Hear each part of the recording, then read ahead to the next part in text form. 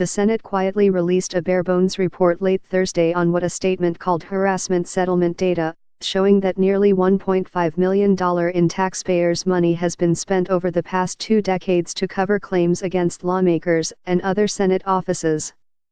The 2-page release contained no names of senators or victims. It said $599,000 was for 13 settlements involving member-led Senate offices, while the remaining $853,000 was for 10 settlements involving other Senate offices. The Senate's Rules and Appropriations Committees released the information on the evening of Congress' final workday this year. It came during a period that has seen several lawmakers resign or announce their retirements following sexual harassment accusations, and growing condemnation for the secrecy with which Congress has guarded information about such cases. While the release called the information harassment settlement data, none of the terse descriptions of each case used those words. 4 of the cases involved sex discrimination, including 2 that also involved reprisal, while most of the rest were for race, age, or disability discrimination. The document said the largest Senate settlement was $421,000 and was for race discrimination and reprisal.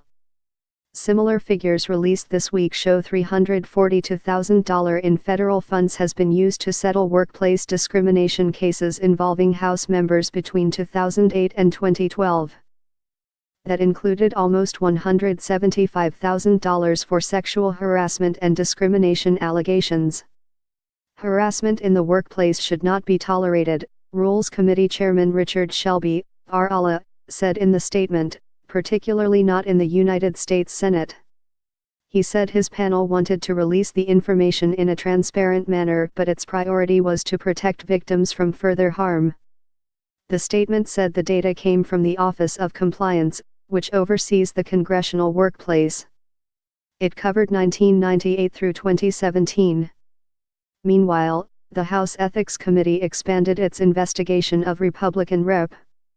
Blake Farenthold of Texas beyond its inquiry into sexual harassment allegations to determine whether he lied to the panel. A congressman under scrutiny for allegations that he sexually harassed female staff members and created a hostile work environment announced Thursday that he will not seek re-election next year. Rep. Blake Farenthold, R. Texas, who settled a complaint with his former communications director but denied. A congressman under scrutiny for allegations that he sexually harassed female staff members and created a hostile work environment announced Thursday that he will not seek re-election next year. Rep. Blake Farenthold, R. Texas, who settled a complaint with his former communications director but denied.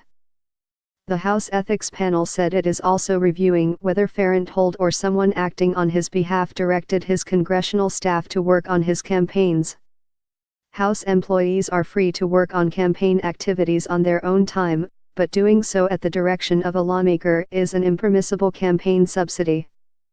Farenthold, who has announced he won't seek re-election to a 5th term, is already the subject of an investigation into whether he sexually harassed a former member of his staff and retaliated against her for complaining of discriminatory conduct.